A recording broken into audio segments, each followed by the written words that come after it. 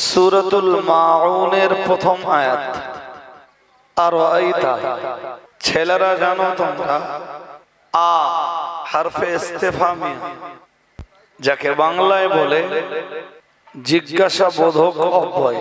কোনো কিছু জিজ্ঞাসা করতে হারফে ইস্তেফামিয়ার ব্যবহার হয়। সূরাতুল মাউনের শুরুতেই রয়েছে হারফে ইস্তেফামিয়া। আ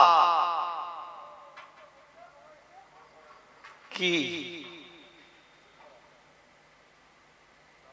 রাআইতা, চেনেন?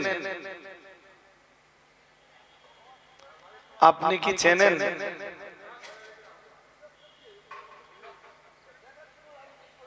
কে জিজ্ঞেস করছেন? আল্লাহ।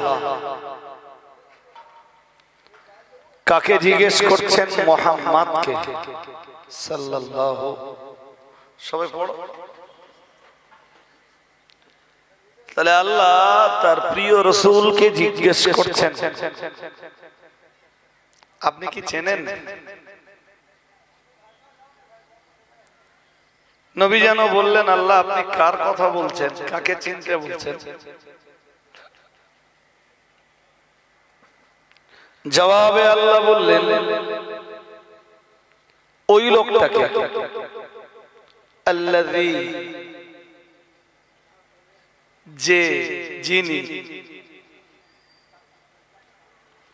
তোমরা যারা মাদ্রাসাতে পড়ো তোমরা এটা জানো, আল্লাযী কোন প্রকারের ইসম? বলতে পারবে কেউ? ইসমে মৌসুলা।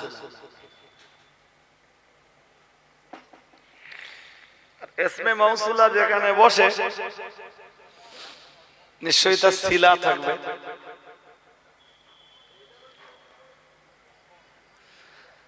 আল্লাহ বললেন, আরাআইতা, আমি কেটে পড়ছি, আল্লাযী ইউকাযযিবু বিদ্দীন,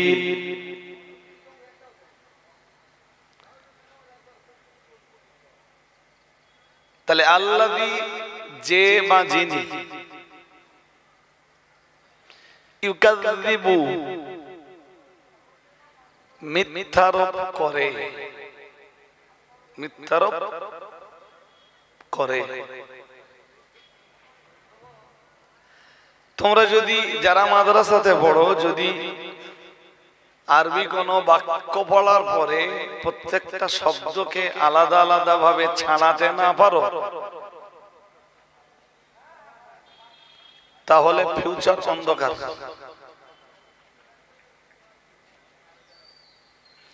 আর যদি প্রত্যেকটা শব্দকে আলাদা ভাবে ছাড়িয়ে আবার সেটাকে জুড়তে পারো,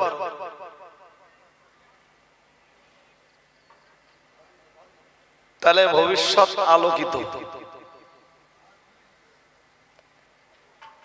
এটা ট্রাই করতে হবে। সব ছেলেরাই মাদ্রাসায় পড়ে, বাট সব ছেলে সফলতার জায়গাতে পৌঁছাতে পারে না।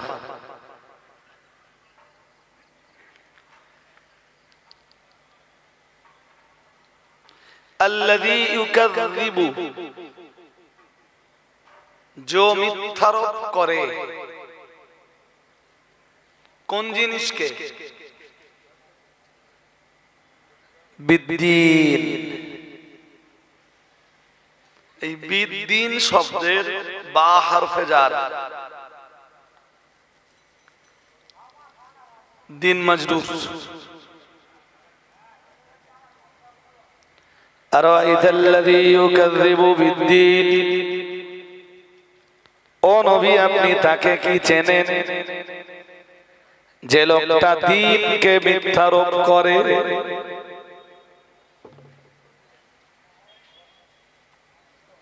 এবার মনে রাখো, মাদ্রাসার ছেলেরা তোমরা একদম নড়াচড়া করলে মনে করো যে আমি ওয়াজ করছি তোমাদের জন্য। আজকে মনে করো যে শ্রোতাদের শ্রোতারাও কিছু পাবে, নিশ্চয়ই পাবে। মনে করো যে আমি অত করছি তোমাদের, এই জন্য তোমাদের হরকত চলবে না। এই বেটাই কি দেখাচ্ছিস, কি দেখছিস, হরকত भी नहीं चलेगा। তো কি বলেছি আয়াতের বাংলা মানে? সূরা মাউনের প্রথম আয়াত। আপনি তাকে চেনেন কি? যে লোকটি দ্বীনকে মিথ্যারোপ করে,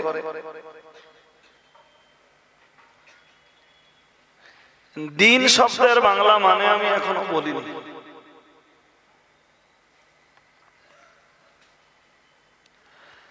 কুরআনুল কারীমের সূরা আলে ইমরানের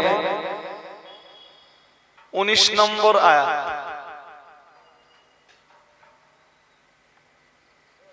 শুনতে হবে মন দিয়ে, যারাই বসেছেন, মাদ্রাসার ছেলেরাই হও আর হন আপনি মজলিসের কোন শ্রোতা, যারাই হন সবাইকে মন দিয়ে শুনতে হবে।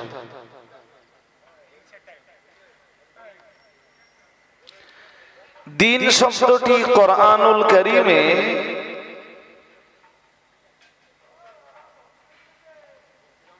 এক অর্থে ব্যবহৃত হয়নি।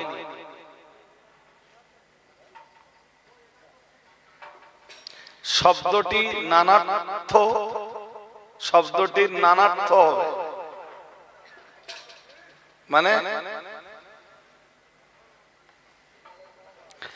কুরআনুল কারীমের এক এক জায়গায় দ্বীন শব্দের এক এক রকম অর্থ।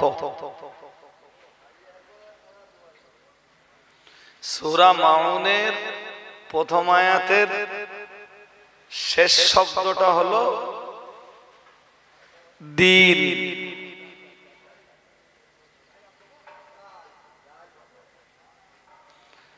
যে কারণে আমাদের খুঁজতে হবে যে কুরআনুল কারীমের আর কোথায় কোথায় দ্বীন শব্দের ব্যবহার ঘটেছে।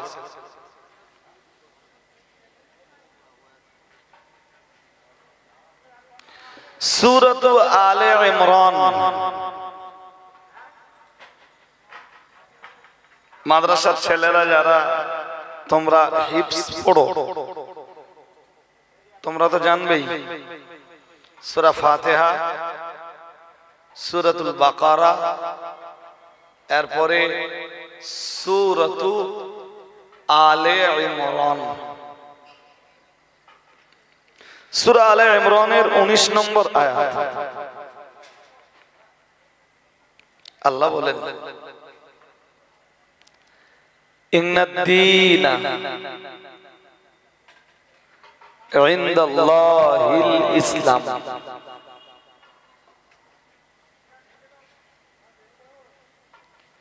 আমি এবার জিজ্ঞেস করবো, কিন্তু কিছুটা বলার পরে জিজ্ঞেস করব, শ্রোতা যারা বসেছেন তাদেরকেও জিজ্ঞেস করব, মাদ্রাসার ছেলেদেরকেও জিজ্ঞেস করব যে আমার কথায় কার কতটা মনোযোগ আছে। সূরা আলে ইমরানের 19 নম্বর আয়াতে আল্লাহ বলেন, ইন্নাদ-দীনা ইনদাল্লাহি আল ইসলাম। আল্লাহর কাছে পছন্দনীয় দ্বীন হলো ইসলাম। সুবহানাল্লাহ পড়ো। আরে তুই চুপ করেছিস কেন? তুই সুবহানাল্লাহ বললি না তো, বল সুবহানাল্লাহ বল। ও চুপ করবে। আবার বলছি, সূরা আলে ইমরানের 19 নম্বর আয়াতের অর্থ হলো, প্রথম অংশের অর্থ হলো আল্লাহর কাছে পছন্দনীয় দ্বীন ইসলাম। আরেকটু মন খুলে। তো এই আয়াতে দিন শব্দের অর্থ হলো ধর্ম। কি অর্থ? সবাই বলো কি অর্থ? কোন আয়াতে?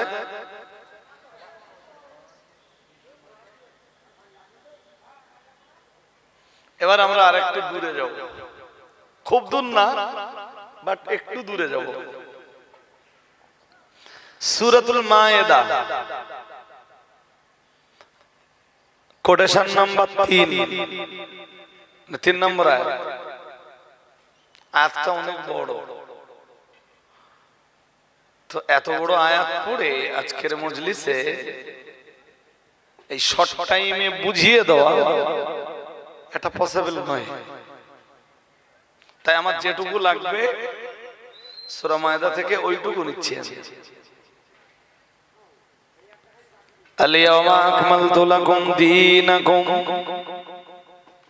ওয়া আতমামতু আলাইকুম নি'মাতি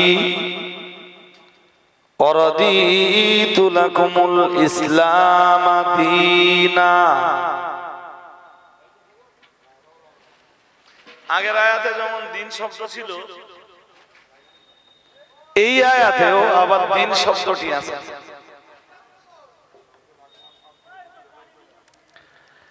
মহান আল্লাহ জানিয়েছেন আল-ইয়াওমা আকমালতু লাকুম দীনাকুম, আল-ইয়াওমা আকমালতু লাকুম,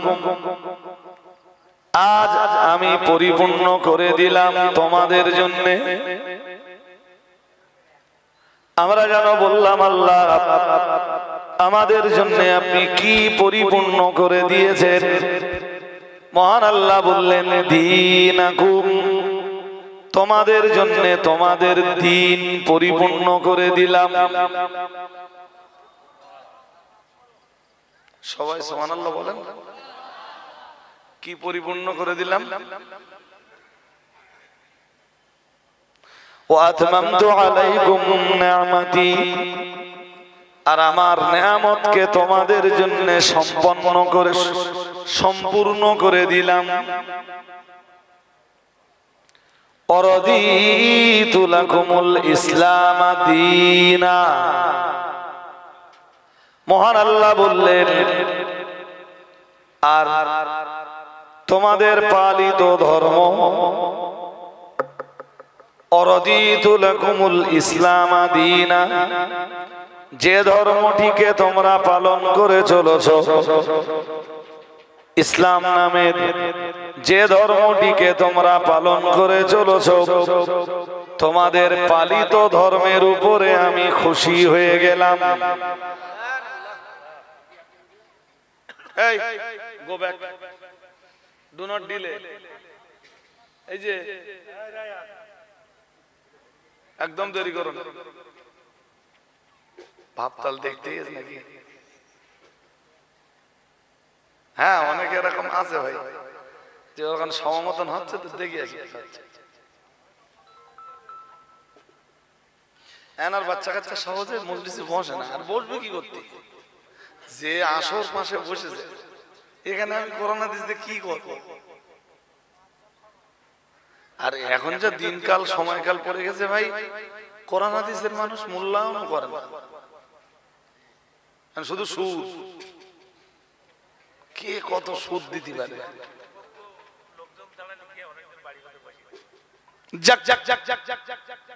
মন দিয়ে শোনো, ছাত্ররা যারা আছো, হয়তো তোমাদের লাইফে কোনোদিন এগুলো কাজে লাগতে পারে, এবং আমার তো বিশ্বাস লাগবেও। সূরা আলে ইমরানের 3 নম্বর আয়াতের যেখান থেকে পড়েছি আরেকবার, আল-ইয়াওমা আকমালতু লাকুম দীনাকুম, আজ আমি তোমাদের জন্য তোমাদের দিন পরিপূর্ণ করে দিলাম।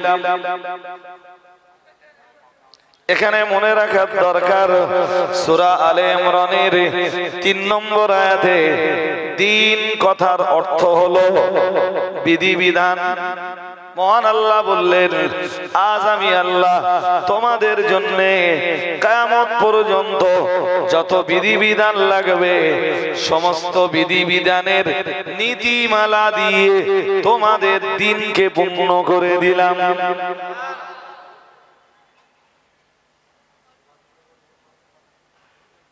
এইটা এই অংশটাই আবার মাযহাব বিদ্বেষীদের দলিল।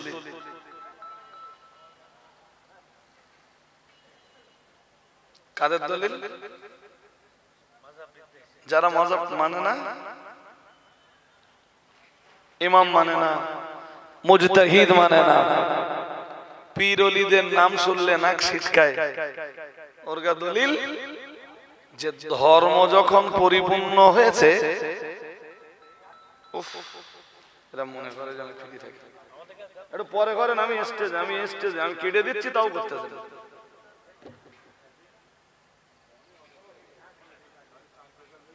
কি বলছিলাম?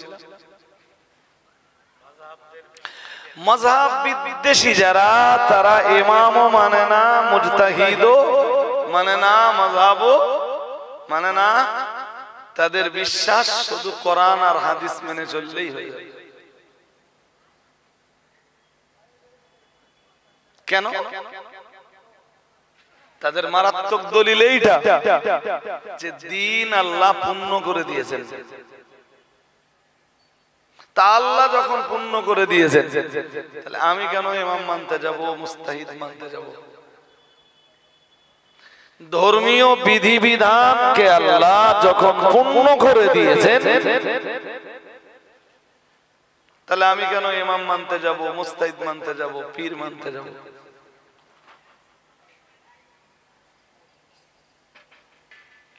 অথচ ছেলেরা মন দিয়ে শোনো, অথচ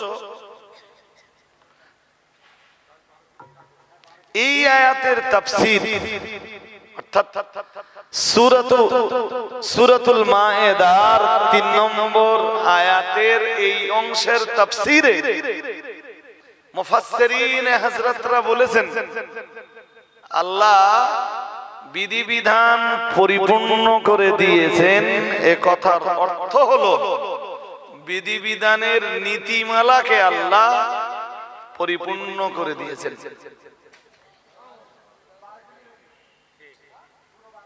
মাথায় যায়নি তোমাদের? বলো, শুধু বিধিবিধান এক জিনিস আর বিধিবিধানের নীতিমালা আর এক জিনিস। মানে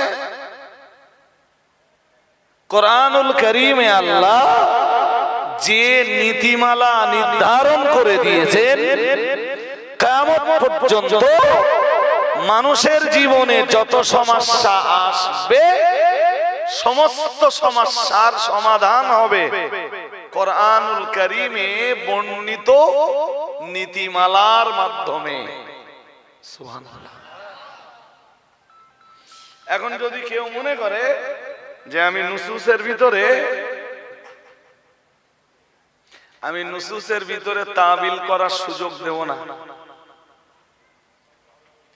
আর এই ভাষাগুলো, এই যে ভাষাগুলো বলছি, এই ভাষাগুলো সাধারণ মানুষদের একটু কম বোধগম্য হবে, খুব তাড়াতাড়ি সাধারণ মানুষ বুঝবে না, কিন্তু মোটামুটি কিতাব পড়ুয়া আলেম যারা, তারা এই কথাগুলো বুঝবে। এটাও লামাজাবিরা কবি কবি বলে যে নুসুসের ভিতরে তাবিল চলবে। এর মানে নাস হলো দলিল, আর নসের বহুবচন হলো নুসুস। তোরা বলে নুসুসের ভিতরে তাবিল চলবে না, লা তাবিলা ফিন নুসুস। এখন যদি নুসুসের ভিতরে তাবিল না চলে, তাবিল হলো ব্যাখ্যা, তাবিল কি? ব্যাখ্যা। তো তাবিলের নুসুসের ভিতরে যদি তাবিল না চলে, ব্যাখ্যা না চলে, তাহলে আমি একটা আয়াত পড়ি, সূরা বানী ইসরাঈল, কি আছে আয়াতে? আল্লাহ পাকের কোরআন জানিয়েছে ওমান কানা ফি হাদিহি আমা ফাহুয়া ফিল আখিরাতি আমা। মহান আল্লাহ জানিয়েছেন ওমান কানা ফি হাদিহি আল্লাহ পাক জানিয়েছেন ওমান কানা ফি হাদিহি আমা, এই দুনিয়াতে যারা অন্ধ মহান আল্লাহ জানিয়েছেন ফাহুয়া ফিল আখিরাতি আমা, আখিরাতেও তারা অন্ধ হবে।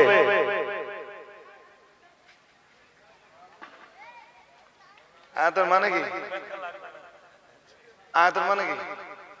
দুনিয়ায় যারা অন্ধ আখিরাতেও তারা কি হবে বলো? যে লোকটার দুনিয়ায় চোখ নেই ও তো দুনিয়ায় যা ভুগলো আখিরাতেও কি হবে বলো বলো? আখিরাতেও ভুগবে। তো ওরা যদি বলে আল্লাহ তুমি দুনিয়াতেও আমাদের চোখ দিলে না আর আখিরাতেও আমরা দেখতেছি না, আমরা কি অন্যায়টা করলো? কিন্তু মুফাসসিরিনে হযরতরা ওই আয়াতের তাফসীরে বলেছেন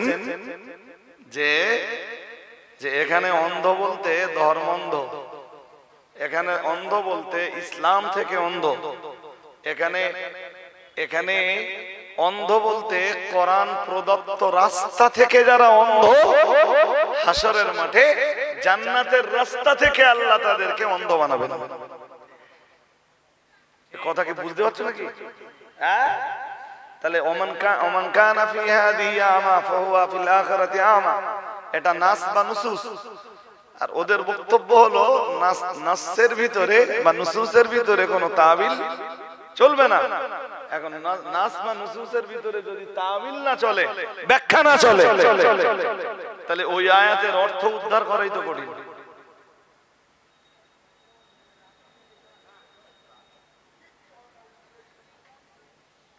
কি আমার কথা তোমরা বুঝতেছো নাকি? না হয়তো আর একটু উঁচু ক্লাসে পড়লে আর একটু ভালো বুঝতে।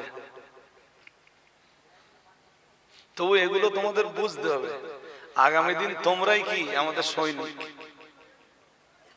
সৈনিকের ভূমিকা পালন করতে হবে। দেখো দেশে অনেক হুজুর আছে, অনেক মৌলানা আছে, বাট বর্তমান লামাযাবি মাযহাব বিদ্বেষীরা যে পরিমাণ জ্বালাতন করতেছে সোশ্যাল মিডিয়ায়, তাদের এগেনস্টে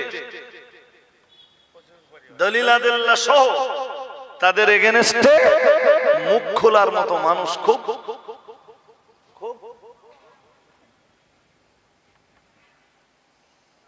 আমাদের যা আছে এসব গাইল দেওয়া বাড়ি। যখন দলিল আদিল্লাহ না খুঁজে পায় কি করবে? গাইল দিয়ে দিলে কেন? আর এর ফলে কি হয়? শিক্ষিত সমাজের কাছে যে মেসেজটা যায় সে মেসেজটা হলো এরকম যে এরা তো দলিল দিচ্ছে, আর এরা উত্তর না পেয়ে, অ্যানসার না দিতে পেরে, যোগ্য উপযুক্ত জবাব না দিতে পেরে এরা গাইল দিচ্ছে। তার মানে এরা ঠিক না, আর এরাই যেটা বলছে সেটা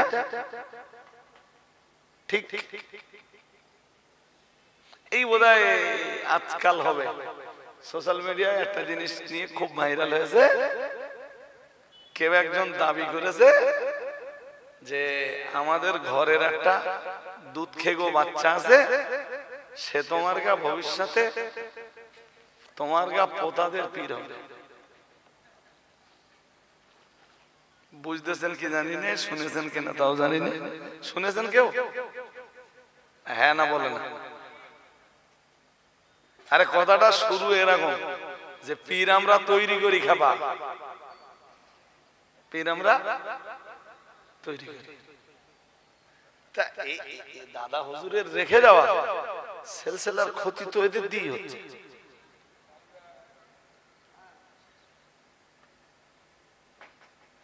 আজকে যদি দাদা হুজুর কিবলা রহমাতুল্লাহ আলাইহি বাংলার মাটিতে থাকতেন তো মাযহাব বিদ্বেষীরা সিলসিলার এগেনস্টে আঙুল উঁচু করতে সাহস পেত না।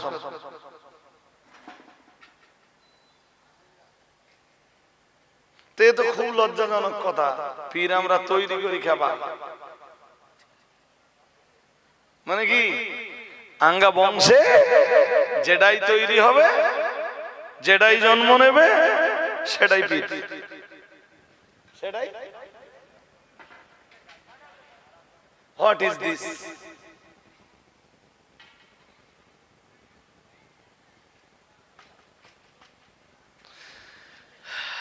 পৃথিবীতে কিয়ামতের নিকটতম সময়ে বাদশাহ সেকেন্দার, ছেলেরা খুব মন দিয়ে শোনো, তোমরা এসব তথ্য পরবর্তীতে কোরআন থেকে উদ্ধার করবে।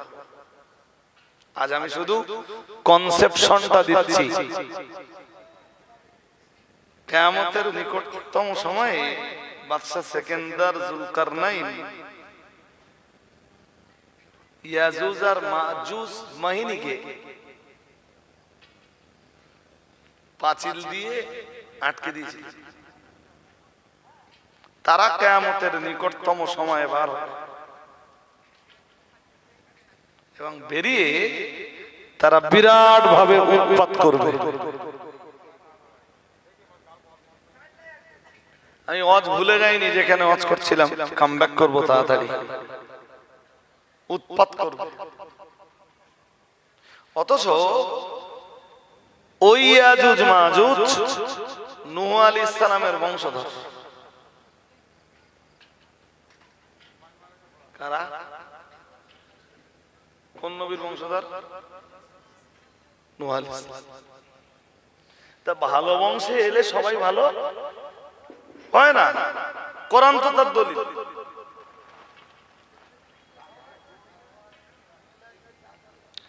আল্লাহ পাকের নবী ইউসুফ আলাইহিস সালামকে কুয়ার ভিতরে নিক্ষিপ্ত হতে হলো। তার 10টা ভাই তার প্রতি অত্যাচার করলো, জুলুম করলো, অবিচার করলো। অন্ধকার লবণাক্ত পানির এক কুয়াতে ইউসুফ নবীকে তারা নিক্ষেপ করলো। আল্লাহ পাকের নবী ইউসুফ আলাইহিস সালামকে আল্লাহ পাক রব্বুল আলামিন মদদ করলেন। আর আল্লাহর ইশারাতেই ইউসুফ আলাইহিস সালামের শেষ বেশ জায়গা হলো মিশরের মাটিতে। যদিও সবই আল্লাহর কুদরতের খেলা, কিন্তু এটা তো স্বতঃসিদ্ধ, এটা তো একেবারেই স্পষ্ট। হযরত নবী ইউসুফ আলাইহিস সালামের টোটাল 11টা ভাইয়ের ভিতরে যে ভাইটা ছিল নবী ইউসুফ আলাইহিস সালামের সবচাইতে বড় দুশমন, সে ভাইটার নাম ছিল ইয়াহুদা। ইউসুফ নবীকে কুয়ায় ফেলবার সময় যে ভাইটা সবচাইতে বেশি ইউসুফ নবীকে মেরেছিল, সে ভাইটা ছিল ইয়াহুদা। তাম পৃথিবীর পরবর্তী ইহুদি যারা, এরা সবাই হলো হযরত নবী ইয়াকুব আলাইহিস সালামের বেটা ইয়াহুদার বংশধর। আজকের যে ইহুদিরা ফিলিস্তিনের মুসলমানদেরকে মারছে, যে ইহুদিদের দ্বারাতে ফিলিস্তিনের মুসলমানরা অত্যাচারিত হচ্ছে, যে ইহুদিদের চক্রান্তের কারণে, যে ইহুদিদের অত্যাচার অবিচারের কারণে আজকে তাম পৃথিবীর মুসলমানরা বাইতুল মুকাদ্দাস তথা মসজিদুল আকসার ভিতরে প্রবেশ করতে পারে না। এই ইহুদিরাও তো হযরত নবী ইয়াকুব আলাইহিস সালামের বংশধর।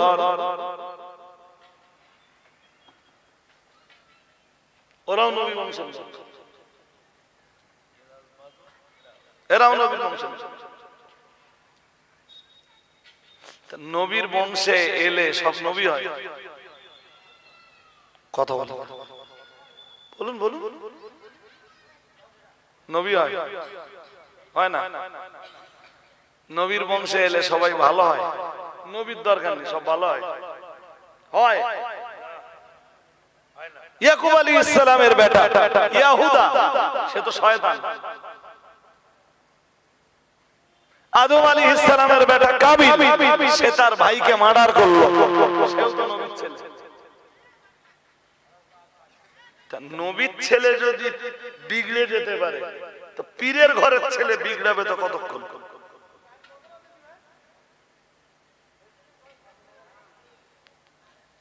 কি বলতেছেন? I am right or wrong?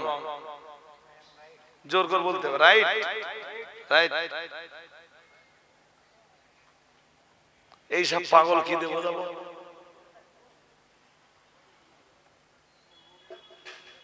এইসব পাগল কি দেবো যাবো? এদের সত্যি ভাই বোঝানোর মতো কিছু আছে? আর কিচ্ছু উল্টো কোরআন হাদিসের এই হক কথাগুলো সমাজের মাটিতে যখন বিপুল প্রচারিত হবে তখন তাদের ভক্তরা আমারে গালি দেবে।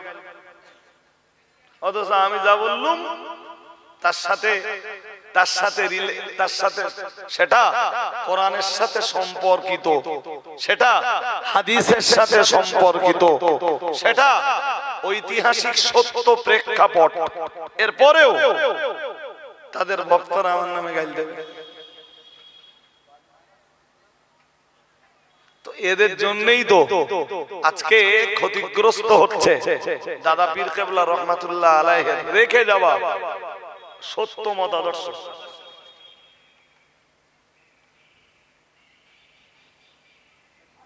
কুরআনুল কারীমের সূরা আলে ইমরানের 21 নম্বর আয়াত, إن الذين يكفرون بآيات الله ويقتلون النبيين بغير حق ويقتلون الذين يأمرون بالقسط من الناس فبشرهم بعذاب أليم। মহান আল্লাহ জানিয়েছেন ইন্নাল্লাযীনা ইয়াকফুরুনা বিআয়াতিল্লাহ, মহান আল্লাহ জানিয়েছেন নিশ্চয়ই যারা কুফরি করলো আল্লাহর আয়াতের প্রতি, পৃথিবীতে যারা অবিশ্বাস করলো আল্লাহ পাকের আয়াতগুলোকে নিয়ে, যারা আছেন খুব মন দিয়ে শুনুন। এখানে তিনটে কথা বলা হয়েছে, তিনটে। প্রথম কথা আল্লাযীনা ইয়াকফুরুনা বিআয়াতিল্লাহ, মহান আল্লাহ জানিয়েছেন যারা কুফরি করলো আল্লাহর আয়াতের প্রতি। দুই নম্বরে মহান আল্লাহ আবার বললেন ওয়ায়াকতুলুনা নাবিয়্যিনা বিগাইরি হাক্কিন, মহান আল্লাহ জানিয়েছেন অন্যায়ভাবে যারা নবীদেরকে হত্যা করলো। এই আয়াত থেকে এটাও বোঝা যায় যে দুনিয়ার কিছু জালিম অত্যাচারী অকারণে সম্পূর্ণ অন্যায়ভাবে নবীদেরকেও হত্যা করেছে। মহান আল্লাহ তিন নম্বরে জানিয়েছে ওয়ায়াকতুলুনাল্লাযীনা ইয়া'মুরুনা বিল কিসতি মিনান নাস, মহান আল্লাহ জানিয়েছে তিন নম্বরে যারা হত্যা করেছে ওই সমস্ত মানুষদেরকে আল্লাযীনা ইয়া'মুরুনা বিল কিসতি, আল্লাহ পাক রব্বুল আলামিন বললেন যারা দুনিয়াতে মানুষকে সৎ কাজের আদেশ দেয়। তাহলে এক কথায় যারা দুনিয়ার সৎ কাজের আদেশদাতাদেরকে হত্যা করেছে, প্রথম অপরাধ মুখস্থ করুন, আল্লাহর আয়াতকে অস্বীকার বা অবিশ্বাস বা কুফরি। দ্বিতীয় অপরাধ, এই ছেলে পিছনে কি দোস্ত, পিছনে কি হুজুর, কি পিছনে বারবার পিছনে তাকাচ্ছিস? প্রথম অপরাধ বলুন বলুন, কথা বলতে না, সে বুঝে গেছে। প্রথম অপরাধ যারা আয়াতকে কি করেছে, অবিশ্বাস বা অস্বীকার। দ্বিতীয় অপরাধ নবীদেরকে হত্যা করেছে। তৃতীয় অপরাধ যারা সৎ কাজের আদেশদাতাদের কেউ হত্যা করে। শুধু নবীদের মেরে ক্ষান্ত হইল, সমাজে যারা ভালো কাজের আদেশদাতা ছিল তাদেরও গর্দান উড়িয়ে দিয়েছে। আল্লাহ এই তিন কাজের এগেনস্টে তাদের জন্য জাহান্নামের যন্ত্রণাদায়ক শাস্তির সুসংবাদ দিয়েছেন, দুঃসংবাদ না। আল্লাহ বলতে পারতেন আমি দুঃসংবাদ দিচ্ছি, বলেননি। আল্লাহ বলতেছেন ও নবী ফাবাশশিরহুম বিআযাবিন আলীম, আপনি তাদেরকে জাহান্নামের কঠিন থেকে কঠিনতর শাস্তির সুসংবাদ শুনিয়ে দিন। নাউজুবিল্লাহ। সবাই পড়েন নাউজুবিল্লাহ, পড়েন নাউজুবিল্লাহ। তাদেরকে আপনি জাহান্নামের কঠিন শাস্তির দুঃসংবাদটা শুনিয়ে দিন। নবীকে বলতেছেন আল্লাহ, উলাইকাল্লাযীনা হাবাতাত আমালুহুম ফিদ দুনিয়া। দুনিয়ায় ওরা যা ভালো আমল করেছে সব শেষ এই তিনটি কাজের দায়।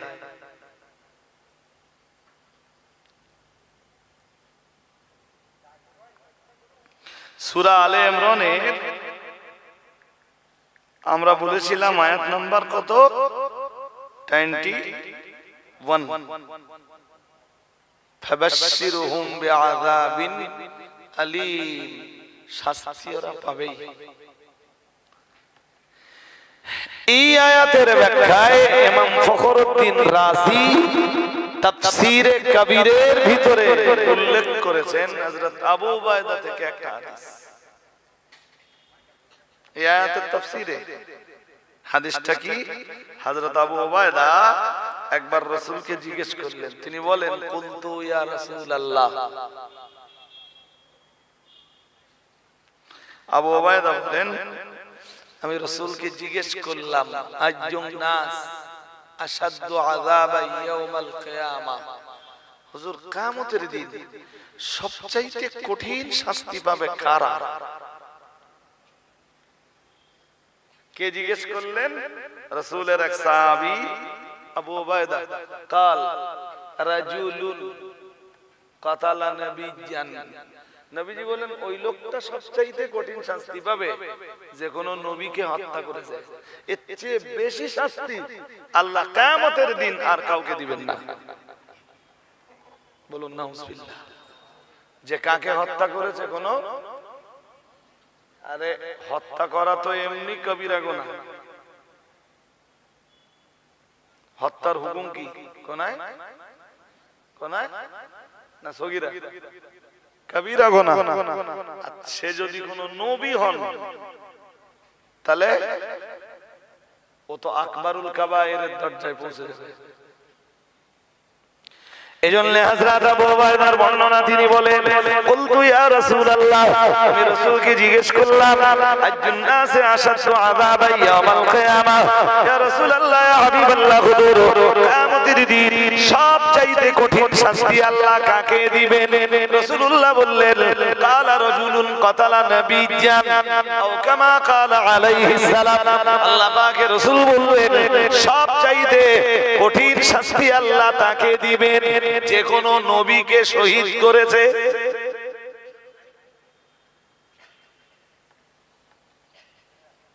পরের কথাটা শুনুন। সুম্মা ক্বারাআ হাযিহিল আয়া, এরপর রাসূলুল্লাহ সূরা আলে ইমরানের ওই 21 নম্বর আয়াতটা পড়লেন। কোনটা এতক্ষণ ধরে যেটা পড়ে এসেছি? ইন্নাল্লাযীনা ইয়াকফুরুনা বিআয়াতিল্লাহ ওয়া ইয়াকতুলুনান নাবিয়্যিনা বিগাইরি হাক্কিন ওয়া ইয়াকতুলুনাল্লাযীনা ইয়া'মুরুনা বিল কিসতি মিনান নাস ফাবাশশিরহুম বিআযাবিন আলীম। এই আয়াতটা নবীজি পড়লেন, এরপরে জিজ্ঞেস করলেন, আবু উবায়দা জানো কি আছে এই আয়াতে? জানো আবু উবায়দা আয়াতে কি আছে জানো? আবু উবায়দা বললেন, হুজুর আমি কেমনে জানবো, আপনি বলেন। নবীজি বললেন, আবু উবায়দা, আল্লাহ পাকের রাসূল বললেন, ইয়া আবা উবায়দা কাতালাত বানু ইসরাঈলা 43 নাবিয়্যাম মিন আউয়ালিন নাহার ফি সাআতিন ওয়াহিদা।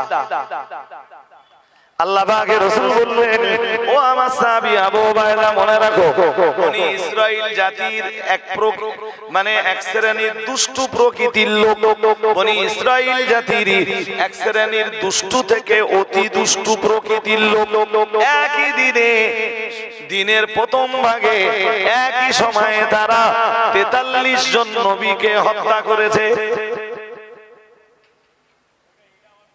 নাউজুবিল্লাহ বলেন। কয়জন? এই ছেলেরা কজন শুনেছো? হ্যাঁ, কি আছে? কাতালাত বানু ইসরাঈলা সালাসাতা ওয়া আরবাঈন, 40 সালাসা 3, তার 40 আর 3 কত? 43 জন নবীকে হত্যা করেছে কোন এক দিনের প্রথম ভাগে। তা প্রথম ভাগ মানে সকালবেলা। কখন? ফি সাআতিন ওয়াহিদাতিন, দিনের প্রথম ভাগে, একই টাইমে। এই 43 জন নবী এক জায়গায় ছিল না, এরা সবাই আলাদা আলাদা জায়গায় ছিল, অথচ 43 জন নবীরে মারতেছে একদিনে। বনি ইসরাঈল জাতির কিছু দুষ্টু প্রকৃতির লোকেরা। এখানে একটা মজার ব্যাপার, ইয়াকুব আলাইহিস সালামের নাম ইসরাঈল। যেমন পৃথিবীবাসী তাকে ইয়াকুব নামে চেনে আলাইহিস সালাম, তার আরেক নাম ইসরাঈল। আর বনি ইসরাঈল বলা হয় ইয়াকুব আলাইহিস সালামের সন্তানদেরকে।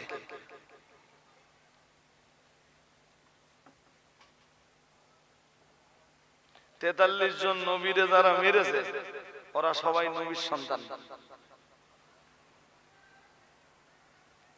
কার সন্তান? আমার দাদু পীর ছিল, আমার আব্বাও পীর ছিল, আমিও পীর, আমার ছেলেও পীর, আমার ছেলের ছেলেও পীর, তার ছেলেও পীর। এই থিওরি যদি সত্য হয় তাহলে বনি ইসরাইল জাতির যারা 43 জন নবীরে মারতেছে ওরা সব ইয়াকুব নবীর বংশধর। কোন নবীর বংশধর বলেন? জোর করে বলেন। তার নবীর বংশধর মানে নবীর বংশের লোকেরা মানে মেরেছে মানে ঠিক করেছে।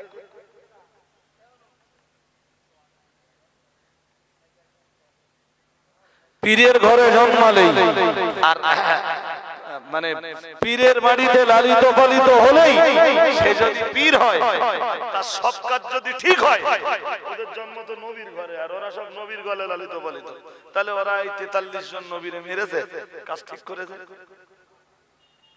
এই ছেলেরা হ্যাঁ না বলবো তো, কাজ ঠিক করেছে।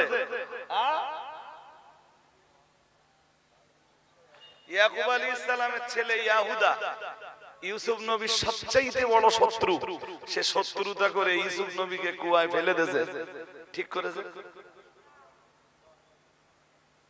সন্ধ্যাবেলায় তারা বাড়ি এসে সূরা ইউসুফের বর্ণনা অনুযায়ী ওয়াজাউ আবাহুম ইশাআই ইয়াবকুন, তারা কাঁদতে কাঁদতে তাদের বাবার কাছে এসে বলল, কি বলল? হ্যাঁ, এসে বলল ওয়াতারাকনা ইউসুফা ইনদা মাতাইনা ফাকালাহু যিব। বলল আমরা একটু ইন্না যাহাবনা নাস্তাবিক, আমরা একটু দৌড় প্রতিযোগিতা বা খেলতে খেলতে গিয়েছিলাম। ওয়াতারাকনা ইউসুফা ইনদা মাতাইনা, আমাদের মাল সামানের কাছে ইউসুফকে বসিয়ে রেখে গিয়েছিলাম, আমরা একটু দূরে চলে গেলাম খেলতে খেলতে। ফাকালাহু যিব, একটা নেকড়ে এসে তাকে খেয়ে ফেলেছে। কি এসে খেয়ে ফেলেছে? নেকড়ে। নেকড়ে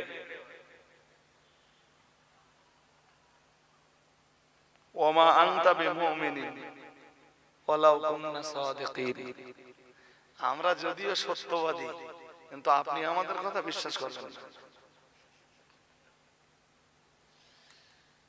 কে বলছে?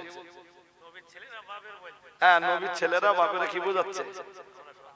আমরা সত্যবাদী যদিও আপনি আমাদের সত্যবাদিতাকে মেনে নিবেন না, আমাদের কথা বিশ্বাস করবেন না।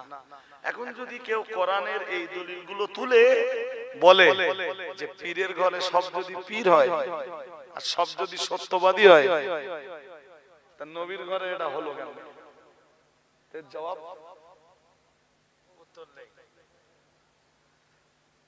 এই জন্যই তো আজকে সোশ্যাল মিডিয়া সব হাসতেছে। এত জাহালাতি কেউ করে,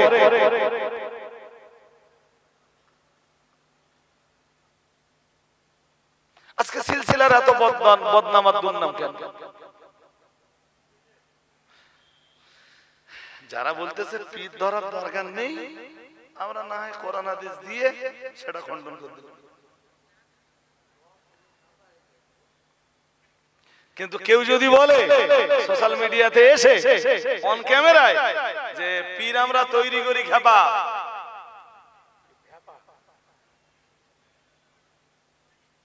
তাহলে আমরা তার জবাব কি করে দেবো? কোন জবাব আছে? জোর করবো, কোন জবাব আছে? জাহালাতি, মূর্খতা, অজ্ঞতার একটা সীমা থাকা দরকার। বাট সবচেয়ে বড় কথা, এই কথাটা যেখান থেকে বার হলো, তাদের ভিতরেও কিছু ভালো মানুষ আজও আছে, কিছু মানুষের কোরআন হাদিসের জ্ঞান আছে, এরপরেও তারা কেউ প্রতিবাদ করে। আমরা প্রতিবাদ করতে গেলে আমরা খারাপ। যাক যাক যাক যাক যাক, তো কাম ব্যাক করি এবার। অনেকটাই বলে ফেলেছি, যেখানে কথা বলছিলাম সেখানে ফিরে আসি। তো এবার বলো তো ছেলেরা, তোমাদের কেমন মনে আছে দেখি? সূরা আলে ইমরানের ভিতরে দিন শব্দের অর্থ ধর্ম, সূরা মায়েদায় দিন শব্দের অর্থ বিধিবিধান। কি মানে? কি মানে? এবার যে সূরাটা কোরআনের মহান সূরা, কোরআনের মহান সূরা, নবীজির ভাষায় সূরাতুল ফাতিহা, সূরাতুল ফাতিহা। লা সালাতা ইল্লা বিফাতিহাতিল কিতাব আও কামা ক্বালা আলাইহিস সালাম। আল্লাহ পাকের রাসূল জানিয়েছেন সূরা ফাতিহা ছাড়া নামাজ হয় না। যদিও এর আমাদের কাছে এক ব্যাখ্যা, মাযহাব বিদ্বেষীদের কাছে আর এক ব্যাখ্যা। ওসব ব্যাখ্যা আপন জায়গায় রেখে আমি যেটা বলছি, তো এর মানে এইটা যে আমরা যখন মুনফারিদ মুসাল্লি, একা একা নামাজ পড়ি, তখন সূরা ফাতিহা তো প্রত্যেকটা রাকাতে রাকাতে পড়তে হয়। মাইক এরকম হচ্ছে কেন বন্ধু? জন জন জন জন মতো করতেছে না? কি হয়েছে? হ্যাঁ, যেন আমি যে যখন একটু পেশাব দিতে চাচ্ছি, তো আমি এই নিয়ে বলো আজকে আলোচনায় যাচ্ছি না। সূরা ফাতিহা ইমামের পিছনে পড়তে হবে হবে না, বিরাট লম্বা আলোচনা। মাযহাব বিদ্বেষীরা মনে করে যে সূরা ফাতিহা যারা না পড়বে তার গা নামাজ নবীর মতো নামাজ নয়, তার গা নামাজই হবে না, হবে না, হবে না। মাযহাব বিদ্বেষীরা ভাবে যে শুধু তার গা নামাজটাই হবে, বাকি আর যারা নামাজ পড়তেছে কোন মাযহাবের লোকের নামাজ। ইহুদিরা এরকমটা ভাবতো। কারা ভাবতো? জোর করে বলে না, যেন ইহুদিদের চিন্তা ভাবনার সাথে কত অংশে বর্তমান মাযহাব বিদ্বেষীদের চিন্তা ভাবনা যেন মিলে যায়। কোরআন বলছে, আল্লাহ পাকের কোরআন জানিয়েছে, ওয়াকালু লা ইয়াদখুলাল জান্নাতা ইল্লা মান কানা হুদান আও নাসারা। মহান আল্লাহ জানিয়েছেন, ওয়াকালু তারা বলে, লা ইয়াদখুলাল জান্নাতা কেউ জান্নাতের ভিতরে যেতে পারবে না, ইল্লা মান কানা হুদান। মহান আল্লাহ জানিয়েছেন, ওরা বলে ইহুদি ছাড়া কেউ জান্নাতে যেতে পারবে না। নাউজুবিল্লাহ বলেন, সবাই জোর করে বলেন নাউজুবিল্লাহ। কি বলে ওরা? বলে ইহুদি ছাড়া কেউ জান্নাতে যেতে চাও, ইহুদি হও। আর আমাদের সমাজের আজকের মযহাব বিদ্বেষীদের বিশ্বাস, জান্নাত পেতে চাও আমাকে মতো নামাজ পড়ো, আমার গা মতো নামাজ ছাড়া কেউ জান্নাত জান্নাত না। তাহলে সেই যুগের ইহুদিদের চিন্তা আর আজকের যুগের মযহাব বিদ্বেষীদের চিন্তা, এই দুই চিন্তার তফাৎ কোথায়?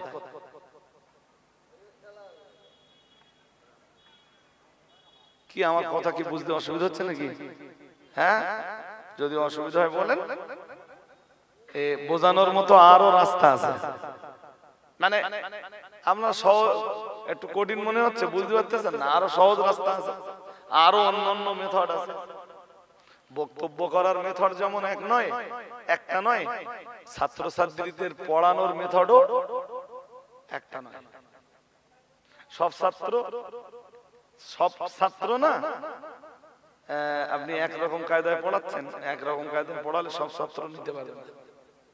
কিন্তু খুব ভালো শিক্ষক যারা, তারা ছাত্রদেরকে পড়ানোর জন্য দেখবে যারা বুঝতে পারেনি ওদের জন্য মেথডটা পাল্টে দেবে, আর মেথড পাল্টে দিলেই ওরা বুঝে যাবে। মাইকটা একটু দেখো ভাই, ওই যেন একটু প্রেসার দিলে বাজাবাজি মতো করতে জোরাম হবে কেন? মাইক তো ভালোই হয়, আর আজকেও ভালো হওয়ার কথা। জি, তো ছেলেরা চলো আমরা কামব্যাক করি। কোথায় ছিলাম? সূরাতুল ফাতিহা। সূরাতুল ফাতিহা মুনফারিদ মুসল্লি হলে প্রত্যেক রাকাতে পড়তে হবে, আর মুসল্লি যখন হবে ইমামের পিছে, তো মুসল্লিকে আজ সূরা ফাতিহা পড়তে হবে না। তখন থিওরি হলো কিরাআতুল ইমামে কিরাআতুল্লাহ, ইমামের কিরাআতটাই হবে মুসল্লির কিরাআত।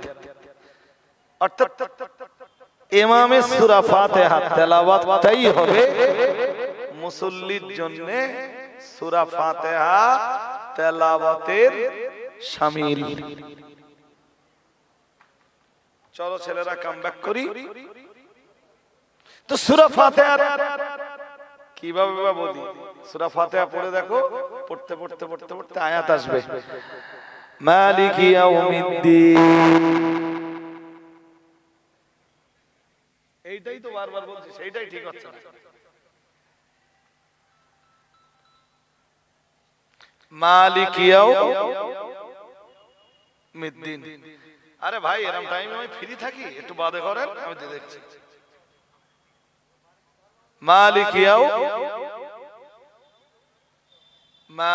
ইয়াউমিদ্দিন। আসলে কাফে জের হয়েছে তো আরবির ব্যাকরণ বিধি অনুযায়ী ওসব হয়ে আসতেছে সেই আলহামদুলিল্লাহ। ওই যে লাম হরফে যাচ্ছিল ওখান থেকে সব হয়ে আসতেছে। দেখো, আলহামদুলিল্লাহি রাব্বিল আলামিন আর রহমানির রহিম। পেশার দাও, পেশার নেই তো বক্তা। আলহামদুলিল্লাহি রাব্বিল আলামিন আর রহমানির রহিম মালিকি ইয়াউমিদ্দিন। ওই যে সূরা ফাতিহার একদম শুরুতে আলহামদুলিল্লাহ, আলহামদুলিল্লাহ, তো লিল্লাহ শব্দের লাম হরফে জার, আর ওই হরফে জার কাজ করতে করতে করতে করতে অদ্ভুত যাচ্ছে মৌলভী। বুঝতে পারছো তো? বুঝতে পারছো তো? পারছস না?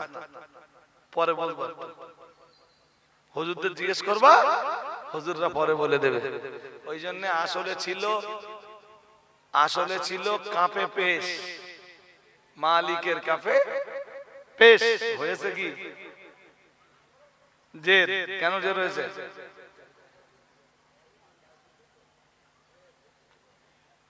যাকে এগুলো তোমরা পরে বুঝে নিও। তো মালিক ইয়াউমিদ্দিন মানে এখানেও দেখো দিন শব্দ আছে, মালিক ইয়াও, মালিক প্রভু, তিনি কোন দিনের প্রভু? ইয়াউমুদ্দিনের প্রভু।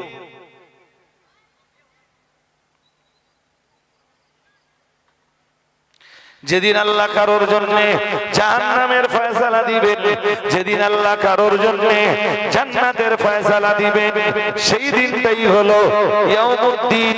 আর ইয়াউমুদ্দিনের মর্ম হলো ইয়াউমুল জাযা, যার বাংলা মানে হলো প্রতিফল দিবস। তাহলে এক কথায় বলা যায় তিনি প্রতিফল দিবসের মালিক। তিনি বলতে আল্লাহ প্রতিফল দিবসের মালিক। তাহলে মালিক ইয়াউমিদ্দিন, এই আয়াতে ইয়াউমুদ্দিন বলতে ইয়াউমুল জাযা। ইয়াউমুল জাযার বাংলা হলো প্রতিফল দিবস। যেদিনকে কারোর জন্য মহান আল্লাহ জান্নাতের ফয়সালা দিবেন, কারোর জন্য জাহান্নামের ফয়সালা দিবেন, সেই দিনটার মালিক হলেন আল্লাহ। আমি আপনাকে শুরুতেই আজকের মজলিসের শুরু করেছিলাম, ও নবী আপনি কি ওই মানুষটাকে দেখেছেন যে দিনকে অস্বীকার করে? এখানে দিন শব্দের অর্থ ধর্ম নয়, এখানে দিন শব্দের অর্থ বিধি বিধান নয়। এই আয়াতে দিন শব্দের অর্থ হলো, এই আয়াতে দিন শব্দের অর্থ হলো প্রতিফল দিবস। ও নবী ওই মানুষটিকে কি আপনি দেখেছেন যে মানুষটা প্রতিফল দিবসকে অস্বীকার করে?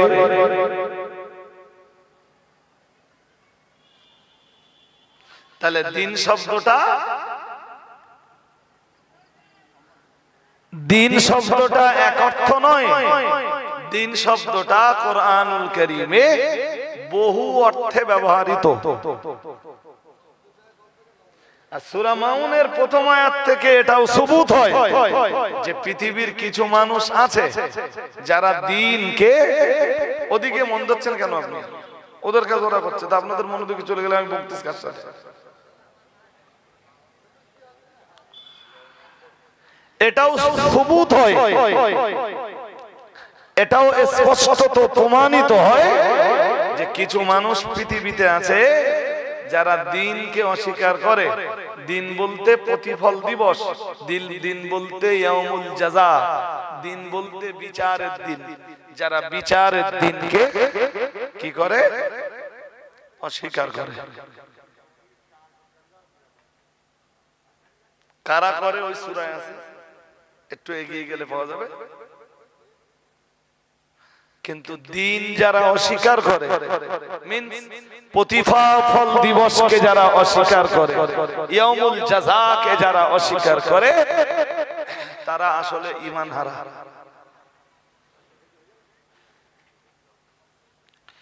আল্লাহ পাকের কোরআন জানিয়েছে زعم الذين كفروا أن لن يبعثوا قل بلى وربي لتبعثن ثم لتنبؤن بما عملتم وذلك على الله يسير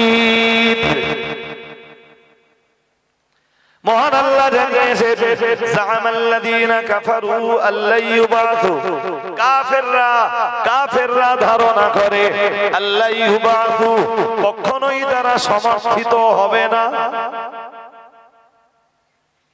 সমর্থিত হওয়া মানে বিচারের জন্য কবর থেকে ওঠা। এই যে মানুষগুলোর মারা যায় আর আমরা কবরে দিয়ে আসি, তো এদের সবাইকে আল্লাহ কবর থেকে আবার একবার কি বলুন, কবর থেকে আর একবার পারবে না, পারবে না আল্লাহ। সবাই বলেন পারবে না আল্লাহ, পারবে না। আল্লাহ তো ওইটাই বলতেছেন, কাফেররা বিশ্বাস করে আল্লাহ জামাল্লাযীনা কাফারু আল্লা ইউবাসু, কখনোই তারা সমর্থিত হবে না। তারা বিশ্বাস করে কবর থেকে কখনোই তারা উঠবে না। আল্লাহ বলেন কুল ও রাসূল আপনি বলে দেন বালা ও রাব্বি, হ্যাঁ এটা আমার রবের কসম, লা তুবাসুন্না, অবশ্যই তোমরা সমর্থিত হবে, অবশ্যই কবর থেকে তোমরা উঠবা। আমি তোমাদেরকে ওঠাবো। আরে ছেলেরা, হাদিসে এসছে, হাদিসে আম্মা আয়েশা থেকে হাদিসটা বর্ণিত, তিনি বলেন সামিআতু রাসূলুল্লাহ সাল্লাল্লাহু আলাইহি ওয়াসাল্লাম ইয়াকুল, আমি রাসূলকে বলতে শুনেছি, নবীজি বলেন ইহশারুন নাসু হুফাতান উরাতান গুরলান, আল্লাহ মানুষকে হাসরের ময়দানে তুলবেন, মানে কবর থেকে হাসরে আল্লাহ উঠাবেন। কি অবস্থায়? হুফাতান, খালি পায়ে, উরাতান, খালি গায়ে, মানে গায়ে কোনো জামা কাপড় কোনো জায়গায় উপরের দিকেও থাকবে না, নিচের দিকেও থাকবে না, মিন্স সব ন্যাংটো অবস্থা হবে, খালি পায়ে সব উঠবে, কারোর পায়ে কোনো জুতো টুতো, আরে বাবা জুতো পাবে কোথায়? হাসরের মাঠে জুতোর দোকান থাকবে নাকি? দোকান দেবে কে? হ্যাঁ, তা সবাই খালি পায়ে, আর কারোর গায়ে কোনো জামা কাপড়। আর একটা শব্দ নবীজি বলেন গুরলান, গুরলান শব্দের অর্থ হলো খাতনাবিহীন অবস্থা। খাতনাবিহীন বুঝো? মুসলমানই দেশে না সব? হ্যাঁ, না লজ্জা করি, লজ্জার কিছু আছে নাকি? হ্যাঁ, হাদিসে যেখানে আসতেছে আল ফিতরাতু খামসুন, ফিতরাত পাঁচটা। এক নম্বরে নবীজি বলেন আল খিতান, খাতনা দেওয়া। খাতনা দেওয়াটা কি? ফিতরাত। ফিতরাতের অনেক অর্থ, যার এক অর্থ হলো নবীদের সুন্নাত। সুবহানাল্লাহ বলুন। খাতনায় লজ্জার কি আছে? আমরা বাচ্চা বেলায় দিচ্ছি, আর অন্য ধর্মের লোকেরা বুড়ো বেলায় দিচ্ছে। যখন রোগ এসে হাজির হচ্ছে ওখানে, তখন দিচ্ছে, আর মুসলমানই দিচ্ছি বললি লজ্জা লাগবে, অপারেশন হচ্ছে।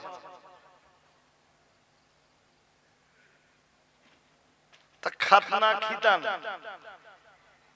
এই ছেলেরা শোনো, মন দিয়ে শোনো, আমি একদম শেষ পর্যায়ে, আর একটু যেতে পারলে সময় থাকলে ভালো হতো, বাট আজকে তো আর সময় নেই। তো এই যে খাতনা হয় না, এই ছেলে আমার দিকে মন দেয়, খাতনা হয় না, চামড়া খানিকটা কেটে বাদ দেয় তো? হ্যাঁ না বলেন, কেটে খানিকটা বাদ দেয় তো?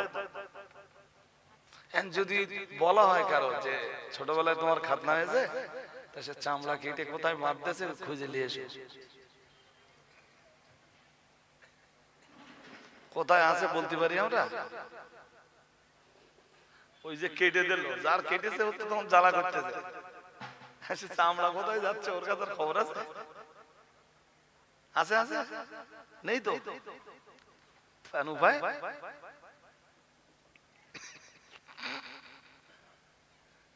বাড়ি গিয়ে যদি দাদা দাদির জিজ্ঞেস করা হয়, মা বাবার জিজ্ঞেস করা হয়, দাদিরে যদি বলা হয় দাদি সেই ছোটবেলায় চামড়াটা কেটে দিল, সে চামড়া কোথায় বলতে? দাদিও বলতে পারো, কি বাক্সে তুলে তুলে রেখেছে কোথাও? কথা বলা তুল রেখেছে, কেউ পাবে না।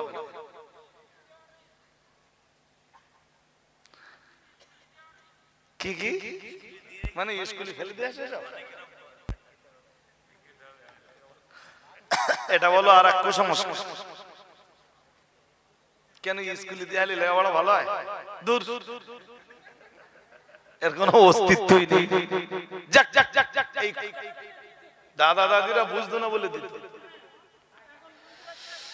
হ্যাঁ, তো আমার প্রাসঙ্গিকতা এই জায়গাটায় নয়। আমার বক্তব্যের প্রাসঙ্গিকতা কি জানেন?